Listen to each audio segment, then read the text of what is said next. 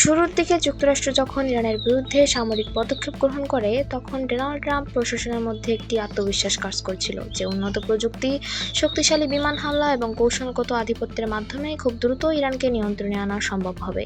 এই ধারণার পেছনে ছিল যুক্তরাষ্ট্রের দীর্ঘদিনের সামরিক শ্রেষ্ঠত্ব এবং মধ্যপ্রাচ্যে তাদের প্রতিষ্ঠিত ঘাঁটিগুলোর উপর নির্ভরতা।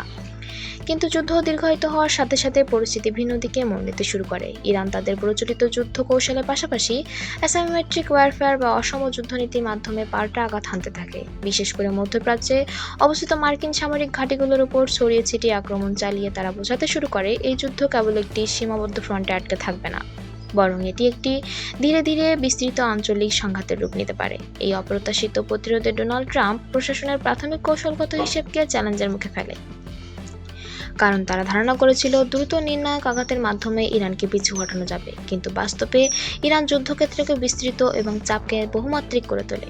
এরপর যুক্তরাষ্ট্র কৌশলগতভাবে তাদের ঐতিহ্যবাহী মিত্রদের দিকে তাকায়, বিশেষ করে ন্যাটো জোটের সদস্য দেশগুলোর দিকে। হরমুজ প্রণালী, যা বৈশ্বিক জ্বালানি পরিবহনের জন্য অত্যন্ত গুরুত্বপূর্ণ, সেটিকে মুক্ত রাখা এবং সেখানে সামরিক উপস্থিতি জোরদার করার জন্য যুক্তরাষ্ট্র ন্যাটো দেশগুলোর সহায়তা কামনা করে।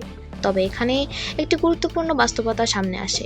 ন্যাটো একটি সমষ্টিগত প্রতিরক্ষা জোট, যার মূলনীতি হলো কোনো সদস্য দেশ সরাসরি আক্রমণের শিকার হলে বাকিরা তার পক্ষে দাঁড়াবে।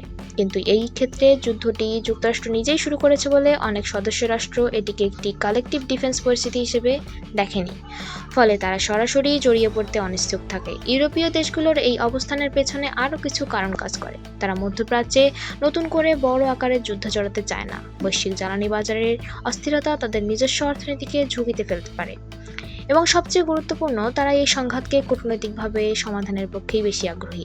ফলে শেষ পর্যন্ত যুক্তরাষ্ট্র এক প্রকার কৌশলগত একাকিত্বের মুখে পড়ে, যেখানে তাদের প্রত্যাশিত আন্তর্জাতিক সমর্থন বাস্তবে ততটা দৃঢ়ভাবে পাওয়া যায় না।